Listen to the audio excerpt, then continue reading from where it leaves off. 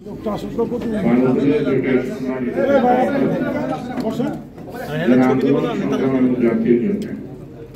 তুলে যাইব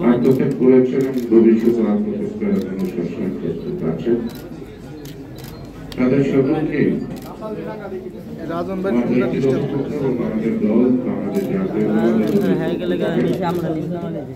আন্তরিক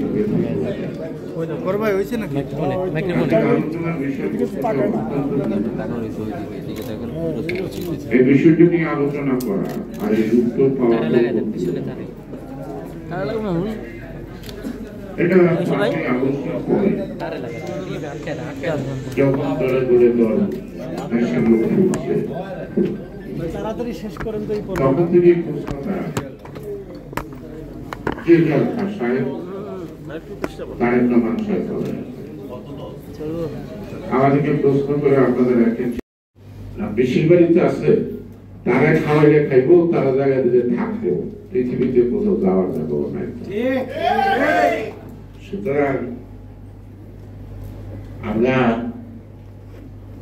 ধর্মে বিশ্বাস করি সৃষ্টিকর্তা বিশ্বাস করি সকল শক্তি তার হাতে হাসিনা অনেক ক্ষমতা দিচ্ছে কিন্তু মাত্র কয়েকদিনের ধরে হাসিনা পড়ে গেল এত শক্ত খুঁটির ঘর তাই না আজকে যারা আন্দোলন করছে নতুন দল করছে ভালো এখন এই মুহূর্তে আমি ছোট্ট একটা গল্প বলবো যে এক লোক পাশাপাশি গ্রামে তার 200 টাকা দরকার তো বললো ভাই আপনার তো অনেক টাকা আছে আমার 200 টাকা দেন তাদের 1 মাস করে দিয়ে দেন তো সে বিশ্বাস করে টাকাটা দিয়ে গেছে 1 মাস যায় 2 মাস যায় 3 মাস যায় ও টাকার কোনো খবর নাই তো ওই যে টাকা পাওনাদার সে রওনা দিচ্ছে খবর পেয়েছে তখন একটা শাবল নিয়ে উঠানের মধ্যে মাটি আস্তে আস্তে বলে কিরে কি করস কয়েক কথা কই না যে গাছ লাগাবো তো ভালো গাছ কি গাছ লাগাবে তেঁতুল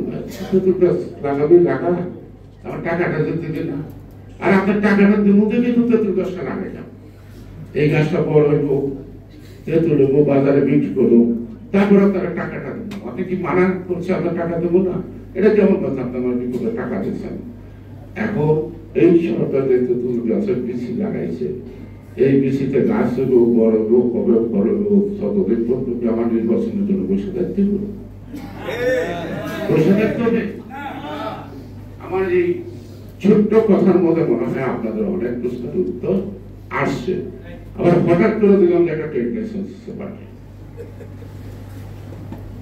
আর ট্রেড লাইসেন্স দিলে কত শর্ত লাগে আর ইম্পোর্ট লাইসেন্স কত করে ক্যাপাসিটি শর্ত লাগে লাগে না একটা রাজনৈতিক দলের নিবন্ধন জাতীয়ভাবে দিতে জানে একজন প্রেসিডেন্ট একজন সেক্রেটারি একজন হ্যাঁ হ্যাঁ আর একজন হ্যাঁ হ্যাঁ চারজনেরই একটা রাজনৈতিক দল হতে পারে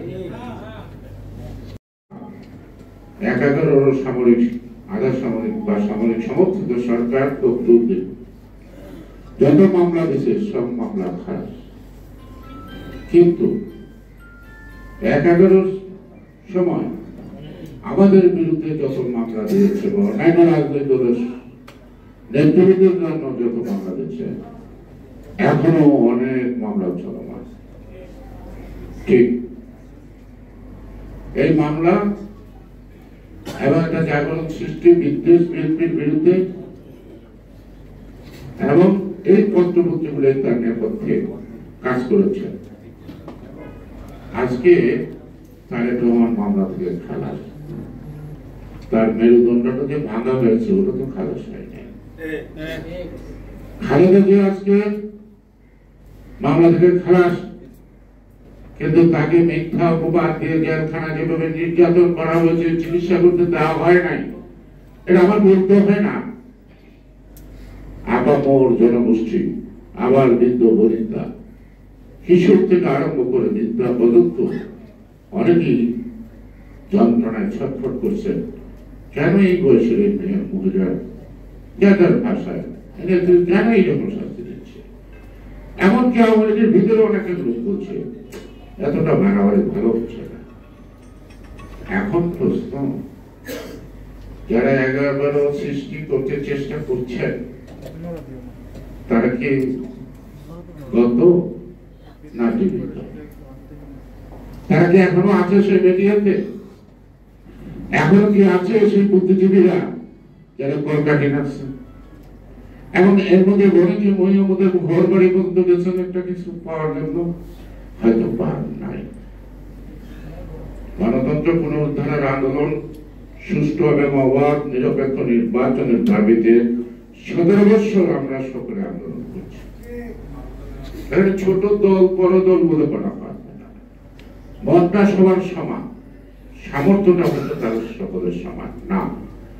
যার যার সামর্থ্য থেকে তার আত্মবিশ্বাস এবং মনোবল নিয়ে হাজার হোক শত হোক যে যেখানে পাচ্ছে প্রত্যেকটা আন্দোলনই তারা নামছে, নাজেহাল হচ্ছে, পুলিশের নির্যাতনের শিকার হয়েছে, মামলার আসামি হয়েছে। আজকে এই সরকারের পিছনে কে কলকাঠি নাড়ে? হেদাত সৈয়দের মতো সাহস আমার নাই, নাম ধরে বলতে পারবো না। ওই একা বড় যারা সৃষ্টি করছে তারাই এই সরকারকে নেপথ্য থেকে নাচাচ্ছে। আপনারা সবাই নিজে নিজে একটু বিশ্লেষণ করবেন, নিজেদের জিজ্ঞেস করবেন, উত্তরটা নিজেই খুঁজে পাবেন। মাধ্যমে জনগণের মালিকানা জনগণের হাতে দিতে চাই। জনগণ সিদ্ধান্ত নেব কাকে রাখবে, কাকে ফেলবে, কাকে দলে রাখবে, কাকে রাখবে না।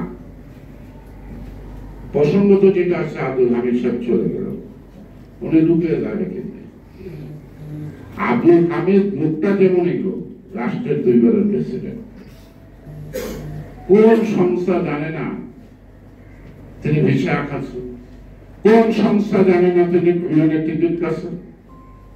কোন সংস্থা জানে না তার ফ্লাইট পাঠায়? আমরা পর্যন্ত ঢাকার বাইরে বাংলাদেশে বেড়ে যেতে পারি না। সব উনি বিএনপি রুমে গেলেন, আমরা গেলে তো সারিক্ত বলছেন, মানে পুরো যোগাযোগ করে। এখন বিমানবন্দর থেকে যে তিনি এখান থেকে ইমিগ্রেশন ক্রস করলেন without the consent of the government, I don't believe যে সে ঢাকা থাকতে পারছে। আর সরকারের মধ্যে অনেক ধরনের সরকার আছে। আমি আবিষ্কার করছি সরকার, একটা ডক্টর ইউনুসের সরকার, আর একটা ছাত্রদের সরকার। ওই সরকারের মধ্যে প্রতিনিধি আছে, আরেকটা সরকার আছে অজ্ঞাত, তাদেরও কিছু ক্ষমতা আছে, যেটা আপনার স্টেক হোল্ডার প্রধান রাজনীতিতে। অর্থাৎ একটা রাজনৈতিক দলের ক্ষমতা আসা, সরকারে থাকা, অথবা সরকার থেকে বিতাড়িত করার জন্য বেশি বেশি স্টেক হোল্ডাররা যখন তারা ইকুয়েশন এক না পায় ততক্ষণ পর্যন্ত সরকার করে, ততক্ষণ পর্যন্ত একটা সরকার আসে না। তাহলে সব স্টেক হোল্ডারের তো কম বেশি আছেন। আন্তর্জাতিক পরিমণ্ডলে পাকিস্তান ভারত যুদ্ধ চলছে, আমাদের কি কোনো উত্তরটা উদ্বেগ নাই? আমরা কেন কোনো কথা বলছি না? কেন বলছি না? আজকে আরাকানদের সাথে মানবিক কারণে মেসেজে ঘোষণা দিল, যখন জনগণ খুশি উঠলো তখন তারা পিছিয়ে গেল। তারা কিন্তু এখনো বলে নাই এরকম চিন্তা আমাদের মাথায় নাই, ভাবনাটা আছে। অর্থাৎ আপাতত জনরোষের চাপে থেমে আছে। সুতরাং আমরা সুস্পষ্ট ভাবে আপনার ভারতীয় জোটের আজকে বিষয়বস্তু মূল একটা আমি মনে করি, সেটা আমাদের প্রিয় নেতা, সংগ্রামী নেতা বিদেশে বসেও যে একটা সফল আন্দোলন করা যায়, একটা সরকার পতন ঘটানো যায়, আর সব লোককে যে এক ঐক্যবদ্ধ করা যায়, এটা করে তিনি প্রমাণ করেছেন। লেনিন সে পারবে, সে পারছে, বাকিটুকু পারবে। স্লোগান আমাদের করতে হবে। জামাতে ইসলাম তো আমাদের নিষিদ্ধ করেছে, জামাতে ইসলাম তো একটা নিষিদ্ধ করেছে। আমাদের করছেন ন্যায় অন্যায়টা লোক করেন, করছে তো নিষিদ্ধ। জামাতে ইসলাম তো এখনো নিবন্ধন ফেরত পাচ্ছে নাকি? সরকার খুব গুরুত্ব দিচ্ছে জামাতে ইসলামকে, নিবন্ধনের দরকার নাই। কারণ এই সরকারের একজন মহিলা আছে, তার স্বামী আছে, তাদের নাকি কাবিন নেই।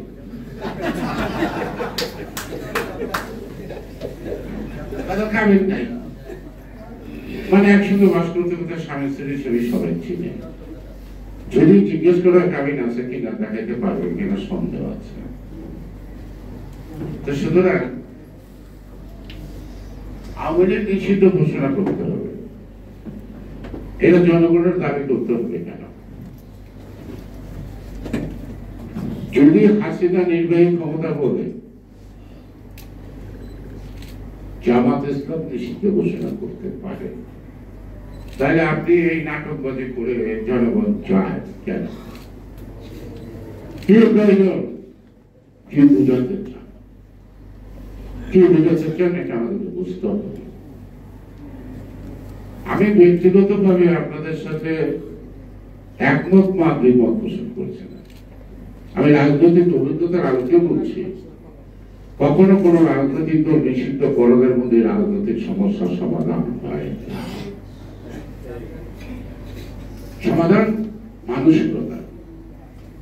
এই ফ্যাসিবাদীরা যেভাবে দেশ চালাইছে, আপনি যদি একটা ন্যায়ভিত্তিক সমাজ, রাষ্ট্র বিচার বিভাগের স্বাধীনতাকে নিশ্চিত করতে পারেন, আইনের শাসনটাকে বলবৎ করতে পারেন, তাহলে কোন দল কখন নিষিদ্ধ হবে সেটা জনগণের মন্তব্যে লেখা হয়ে যাবে। এবং পাকিস্তান সৃষ্টির পিছনে মূল শক্তি মুসলিম লীগ। আজকে কি বাংলাদেশে খুঁজে মুসলিম লীগ পাওয়া যায় না? আছে না? National Awami League party, National Awami party, Maulana Bhashani Awami লীগের চেয়েও সাংগঠনিকভাবে শক্তি ছিল। ৭০ নির্বাচনে মাওলানা ভাসানী বললেন ভোটার আগে ভাগ চাই। যেমন এখন নির্বাচন না, গণতন্ত্র না, আগে সংস্কার, তারপরে একই রকম কাছাকাছি। এবং ওদের ন্যাশনাল আওয়ামী পার্টি যদি নির্বাচনে নামতো, তাহলে শেখ মুজিবের আওয়ামী লীগ এত নিরঙ্কুশ সংখ্যাগরিষ্ঠতা পাওয়াটা সহজ হতো না। অত্যন্ত দূরদর্শী মাওলানা ভাসানী ওয়াকাবার দিয়েছে শেখ মুজিবকে একসঙ্গে রাখতে, এই বাংলার বাঙালিদেরকে, এই বাংলার স্লোগান দিয়েই কিন্তু ওই নির্বাচনটা ছিল পশ্চিম পাকিস্তান ভার্সেস পূর্ব পাকিস্তান, বাঙালি এবং বাঙালি এবং অবাঙালি। একটা জাতীয় প্রতিযোগী করতে গেলে করতে তো তার সমাধান থাকতে হবে, থানা পর্যন্ত থাকতে হবে, এই জন্য বাড়তে হবে। সুতরাং হঠাৎ করে একটা দিয়ে দিলেন, অর্থাৎ গণতন্ত্র শক্তি, ধর্মীয় মূল্যবোধে বিশ্বাসী জনগোষ্ঠীকে টুকরা টুকরা করতে পারলে মনে হয় শেখ হাসিনার যৌবন আবার ফেরত আসবে না। এই প্রশ্নে জনগণ কখনোই যে যেটাই ভাবুক, চাই করুক, কিন্তু ভোটের সময় দেখা যায় জনগণ তার সিদ্ধান্ত দিতে ভুল করে না। দেশপ্রেম তাদের মধ্যে আছে, তারা জানে হিসাবটা মিলিতে হয় কি করে। সুতরাং আমরা বিশ্বাস করি যে একটি সুষ্ঠু অবাধ নির্বাচন করে ফলাফল যাই হোক, জনগণ স্বস্তির সাথে ভোট দিয়ে তার মালিকানা ফেরত পাবে।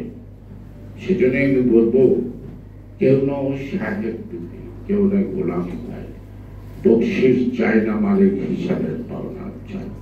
আমরা নির্বাচন চাই, আমরা তারেক রহমানকে ফেরত চাই। তারেক রহমান কেন আসে না, এর জবাব সরকারকে দিতে হবে। কারণ সে জানে, তারেক রহমান হয়তো প্রকাশ করছে না, সে জানে বাধা আছে, কোনো না কোনো বাধা আছে। তা নাহলে মাতৃভূমিতে তারেক রহমান ফেরত আসবে না। দিন রাত্রি পরিশ্রম করে সকল লোককে একখানে বসে একটা প্ল্যাটফর্মে নিয়ে আসছে, কিসের জন্য? রাষ্ট্রীয় ক্ষমতার জন্য না তো। সে তো বলছে সবাই মিলে দেশ চালাবো, সবাই মিলে দেশ চালাবো, সবাই মিলেই একটা জাতীয়কে মজুরি সংস্কার সম্ভব। একা কোনো রাজনৈতিক দল সংস্কার করতে পারে না। মানে বলে নাই জানি আপনাদের ভোটের অধিকারের জন্য আন্দোলন করছি, ভোট আমাকে না দেন, কিন্তু আমার আপনাদের অধিকারের জন্য কাজ করতে দেন, আমার হাতকে শক্তিশালী করে। কথা কইছে আমি ক্ষমতায় যাবো, এই জন্য ভোট চাই, এই জন্য আমার কথা কথা আশা করছে, বলে নাই। তো সুতরাং ভালো, আজকে যে প্রশ্নটি ঘুরপাক কাটছে সেই প্রশ্নটি আজকে টেবিলে এসেছে। ভারতীয় নেতৃবৃন্দ তাদের চিন্তা ভাবনার মধ্য দিয়ে তাদের আবেগ প্রকাশের মানে হলো এইটার সুরা চাই। এজন্যই আমি আবার দ্বিতীয়বারের মতো শেষ পর্যায়ে আমি আমার ব্যক্তিগত পক্ষ এবং বিএনপির পক্ষ থেকে, সকল নেতা কর্মীর পক্ষ থেকে আপনাদেরকে আন্তরিক ধন্যবাদ জানাই যে জটিল প্রশ্নটা আজকে জনগণের সামনে তুলে ধরলেন। এই প্রশ্নের সমাধানের জন্য আগামী দিন আপনারা আপনাদের করণীয় করতে প্রস্তুত থাকবেন, আমরা আপনাদের সাথে থাকবো। সবাইকে ধন্যবাদ। বাংলাদেশ আগামী জনগোষ্ঠীর মধ্যেই এটা জিজ্ঞেস, হ্যাঁ সেটা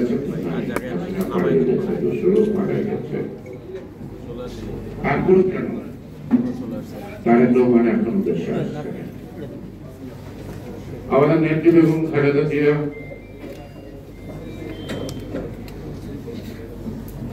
উন্নত চিকিৎসার জন্য বাইরে গেলেন, আসছেন, কিন্তু পরিবারের আরো 2 জন আসলেন। এটা তো ফেসবুকে অনেক লেখালেখি আছে,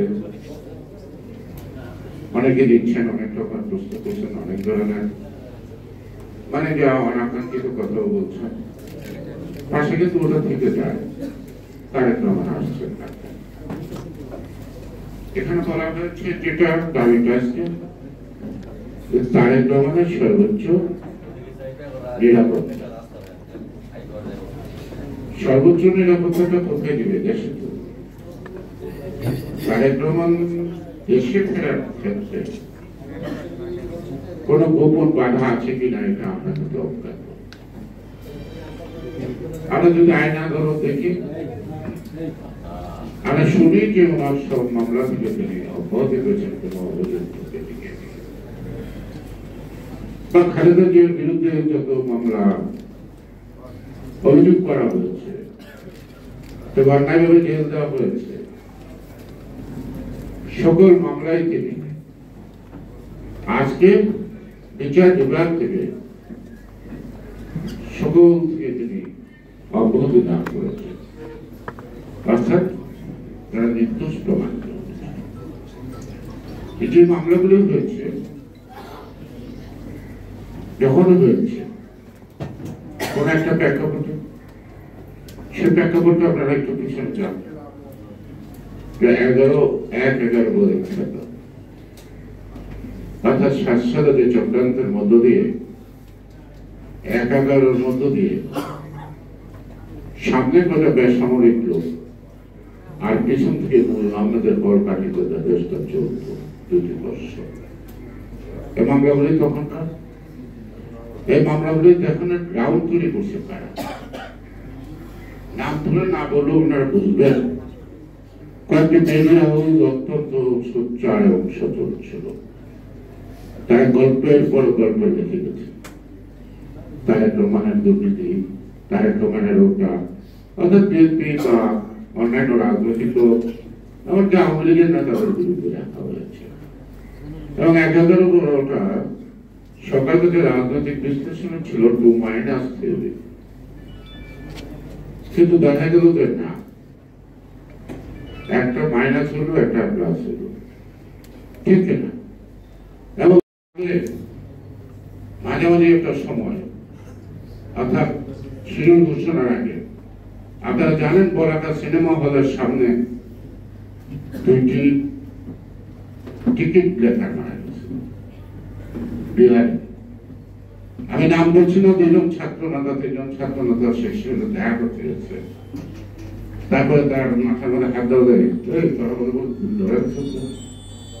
এই বলাকা সিনেমা যেগুলো ব্ল্যাক মার্কেট বিহারি করতে পারছে না, আর কি দাঁড়ায় বলছে মিয়া ভাই আনন্দের আর সীমা নাই,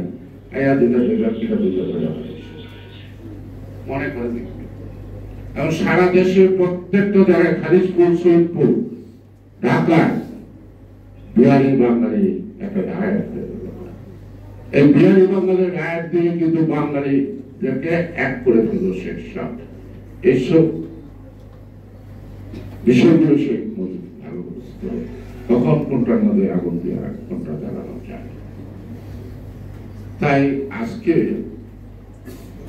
ইউনাইটেড পিপুলস পার্টি বেশ বড় দল, ক্যাপ্টেন হালিম চৌধুরী, কাজী জাফর আছে, নাই, এমন অনেক রাজনৈতিক দলের সময় জাসদ, এটা তো মানে মুখ্য যন্ত্র দিয়ে আবার দেখতে হবে অনুপরমাণে কত টুকরা হয়েছে, এটা একখানে জাসদ বলা যায় না। সুতরাং জনগণের আকাঙ্ক্ষা বিরোধী, জনগণের ইচ্ছার বিরুদ্ধে যে সকল রাজনৈতিক দলের কর্মকর্তা থাকে তারা একসময় এমনি বিলীন হয়ে যায়। আমরা ছোটবেলায় যে সকল মাছ খেয়েছি বা অনেক কিছু দেখেছি, এখন বাজারে গেলে পাওয়া যায় না, আমরা বোধহয় বিলীন হয়ে গেছে। সুতরাং সরকার যদি, আমরা তো মনে করি যে আমাদের কিন্তু প্রয়োজন for the country, for the sovereignty, for the democracy. তো ডক্টর ইউনূস সাহেব যদি বিশ্বাস করেন যে আমাদের একটা প্রয়োজন গণতন্ত্রের জন্য, আমাদের একটা প্রয়োজন স্বাধীনতা সার্বভৌমত্বের জন্য, আমাদের যদি এই যে চুরি চামারি করার মধ্য দিয়ে দেশটাকে শেষ করে আজকে লুটপাটের শীর্ষ রানী শেখ হাসিনা করেন না, এটা নিয়ে আবার বিরক্তি করেন। এখন জামাত ইসলাম নিষিদ্ধ হচ্ছে, এখনো কিন্তু নিবন্ধিত হয় নাই। আমি আপনাদেরকে বোঝার জন্য বলছি, আমার সাথে একমত হওয়ার জন্য বলছি না। কালকে আওয়ামী লীগ নিষিদ্ধ ঘোষণা করে দেবে, পরশুদিন ডক্টর ইউনূস বিএনপি নিষিদ্ধ ঘোষণা করবেন না, তার গ্যারান্টি কি? গ্যারান্টি আপনারা বলেন নির্বাচন, খালি বিএনপি নির্বাচন করে মানে নির্বাচন তো আমরা 17 বছর যাবত ইচ্ছা, 17 বছর তো অপরাধ করছি। যতদিন নির্বাচন না হয় এর চেয়ে বেশি অপরাধ করতে হলো আমরা প্রস্তুত আছি। দেশে আসতে তো এই বাকিটুকু ছাড়তে বেশি সময় লাগবে না। এখন সরকারের মুখে থেকে আমরা জানতে চাই তারেক রহমানের দেশে ফেরার পিছনে কোনো বাধা নাই। আমরা সরকারি ঘোষণাটা শুনতে চাই। অনেক ব্যক্তি আনছেন এই যে সংস্কার কমিশনের বিভিন্ন চেয়ারম্যান মেম্বার বানাইছেন, আনছেন না, যারা বিদেশে থাকতো। সুতরাং কেন চাই? জনগণের মধ্যে যে প্রশ্ন জিজ্ঞেস করছে, প্রশ্নের উত্তর যখন তারা রাজপথ থেকে আবিষ্কার করবে তখন তো আপনার সমস্যা হবে। সেই জন্যই বলবো সরকারের প্রধানের কাছে আপনি স্পষ্ট ভাষায় বলেন বিএনপির ভারপ্রাপ্ত চেয়ারম্যান জনাব তারেক রহমানের বিদেশ দেশে ফিরতে কোনো বাধা নাই।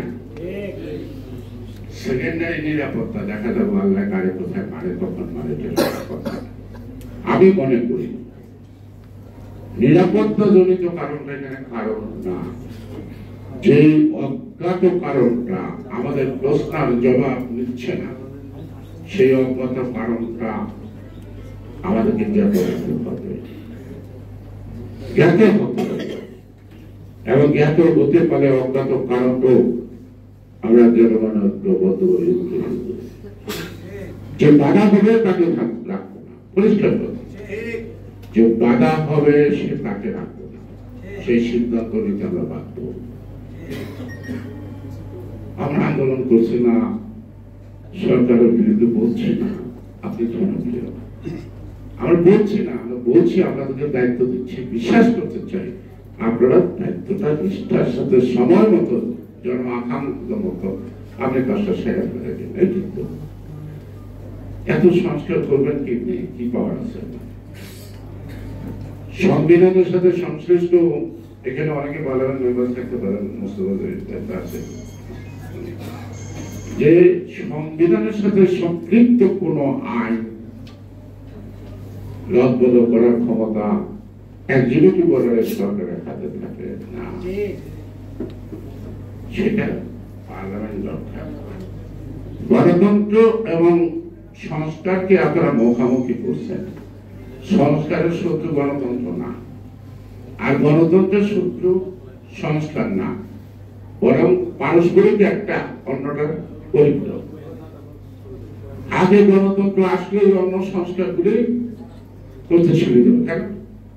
গণতান্ত্রিক মাধ্যমে জনগণের জেনুইন ভোটে যেই সরকারটা আসবে তারা অকপটে এগুলি ক্রমান্বয়ে এই সংস্কারগুলি সম্পন্ন করতে হবে। অর্থাৎ আজকের কনস্টিটিউশনে যেগুলি জনবিরোধী ক্লজ আছে এগুলিকে তারা বাতিল করে নতুন আইন তৈরি করতে পারবে। তাহলে গণতন্ত্রের পূর্ব শর্ত সকল সংস্কার সম্পন্ন করার জন্য। গণতন্ত্র আর সংস্কার তো কেউকার শত্রু না। হাসিনা বলছে উন্নয়ন, গণতন্ত্র তো উন্নয়নের বাধা ছিল না। গণতন্ত্রের উন্নয়নের বাধা ছিল না, কিন্তু একটা জবাবদিহির জায়গা ছিল। এই জবাবদিহিটা দিতে হবে না দেখে এত টাকা লুটপাট করছে, এখন বিদেশে অনেকে ভাগ পায় না।